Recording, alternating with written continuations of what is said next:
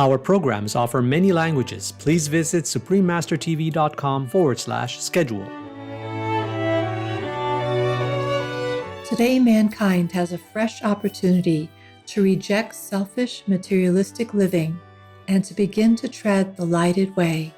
The moment that humanity shows its willingness to do this, then the Christ will come, and there is every evidence at this time that men are learning this lesson and making their first faltering steps along that lighted way of right relationships. Please watch on for the remarkable spiritual revelations of the esteemed author Alice Bailey, written under the guidance of the venerated Master p2o2.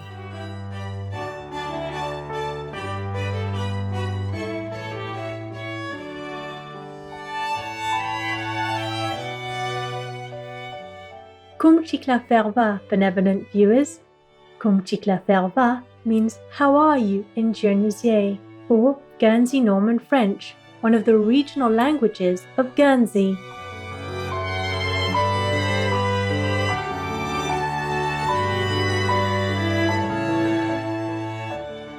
I'm Michelle.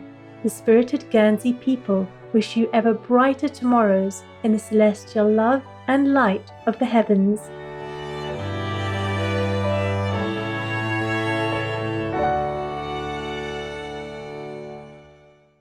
Alice Bailey was an extraordinary British-American esoteric author of the 20th century.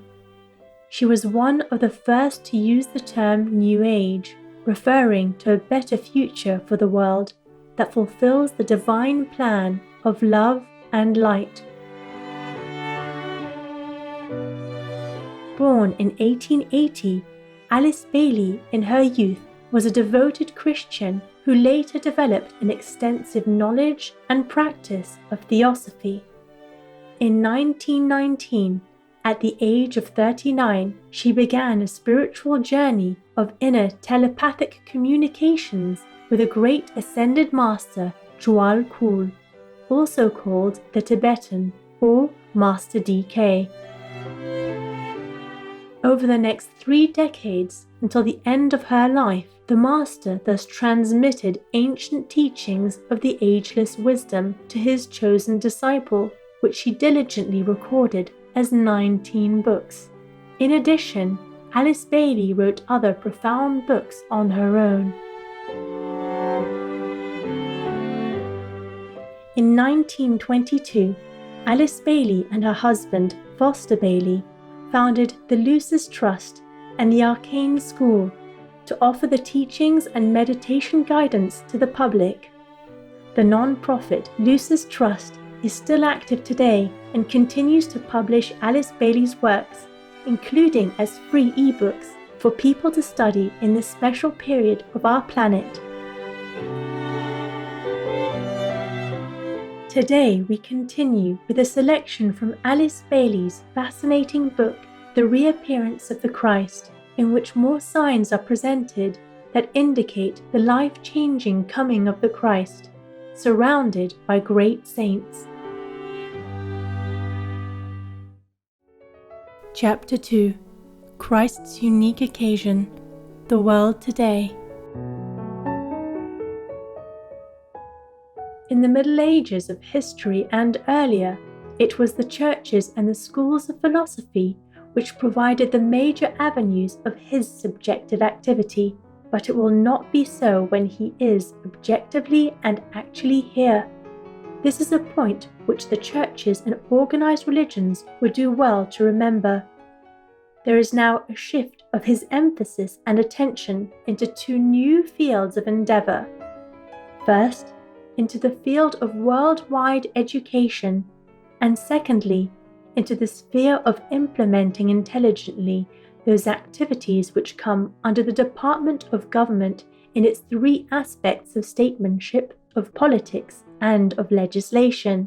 The common people are today awakening to the importance and responsibility of government. It is, therefore, realized by the hierarchy that before the cycle of true democracy, as it essentially exists and will eventually demonstrate, can come into being, the education of the masses in cooperative statesmanship and economic stabilization through right sharing, and in clean political interplay is imperatively necessary. The long divorce between religion and politics must be ended, and this can now come about because of the high level of the human mass intelligence and the fact that science has made all men so close that what happens in some remote area of the Earth's surface is a matter of general interest within a few minutes. This makes it uniquely possible for him to work in the future. The development of spiritual recognition is the great need today in preparation for his reappearance. No one knows in what nation he will come. He may appear as an Englishman, a Russian, an African, a Latin, a Turk, a Hindu, or any other nationality. Who can say which? He may be a Christian or a Hindu by faith, a Buddhist, or of no particular faith at all. He will not come as the restorer of any of the ancient religions, including Christianity, but he will come to restore man's faith in the Father's love, in the fact of the livingness of the Christ, and in the close, subjective, and unbreakable relationship of all men everywhere. The facilities of the entire world of contact and relation will be at his disposal. That will be part of the uniqueness of his opportunity, and for this he too must prepare. Another unique factor which will distinguish his coming will be not only the general expectancy, but also the fact that much is today known and taught about the kingdom of God, or the spiritual hierarchy of the planet. Everywhere, in all countries, there are thousands who are interested in the fact of that hierarchy, who believe in the masters of the wisdom, the disciples of the Christ, and who will not be surprised when this group of sons of God surrounding their great leader, the Christ, makes its appearance on earth. The churches in all countries have familiarized the public with the phrase, the kingdom of God. The esotericists and occultists everywhere have publicized the fact of the hierarchy during the past century. The spiritualists have laid the emphasis upon the aliveness of those who have passed over into the hidden world of being, and their guides have also borne testimony to the existence of an inner spiritual world. All this creates a unique preparedness which presents the Christ with unique opportunities and unique problems. All these spiritual forces and many others, both within and without the world religions and the philosophical and humanitarian groups, are working at this time under direction, are closely related, and their activities most intimately synchronized. They are all working together, even if this is not physically apparent, because in the human family, there are those at every stage of responsiveness.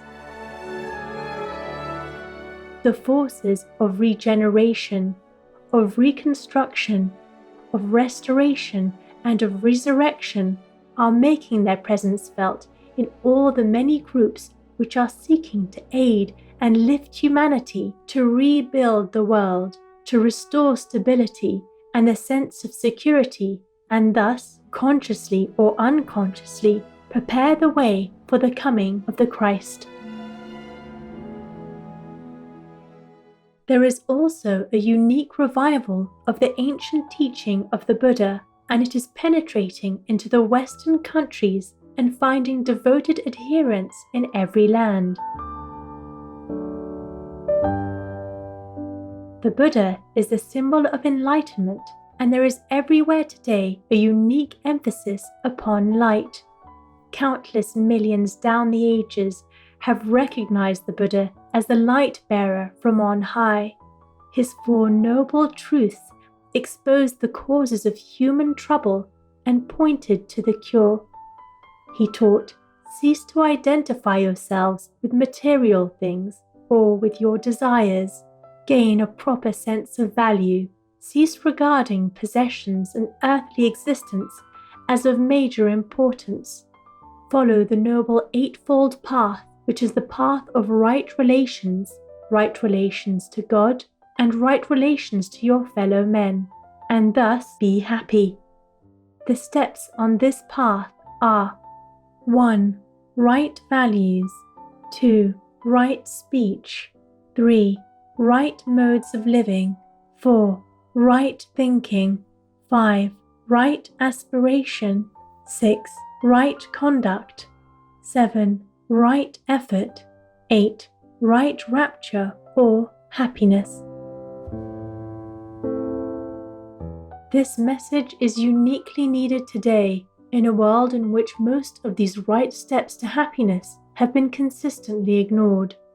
It is on the foundation of this teaching that Christ will raise the superstructure of the brotherhood of man, for right human relations are an expression of the love of God. They will constitute man's major and next demonstration of divinity. Today, in the midst of this devastated, chaotic, and unhappy world, mankind has a fresh opportunity to reject selfish materialistic living and to begin to tread the lighted way. The moment that humanity shows its willingness to do this, then the Christ will come, and there is every evidence at this time that men are learning this lesson and making their first faltering steps along that lighted way of right relationships. For more details and the full online version of Alice Bailey's book, The Reappearance of the Christ, please visit lucistrust.org. Spiritual viewers, we appreciate your kind presence for today's Words of Wisdom entitled The Reappearance of the Christ by Alice Bailey, selection from Christ's Unique Occasion, Part 2 of 2. Coming up next is Vegan Heroes, Father's Day Celebration, Part 2 of 6, right after Noteworthy News, here on Supreme Master Television. Please stay tuned for more constructive programming. May you continue your loving and compassionate ways under the steady protection and guidance of the Providence.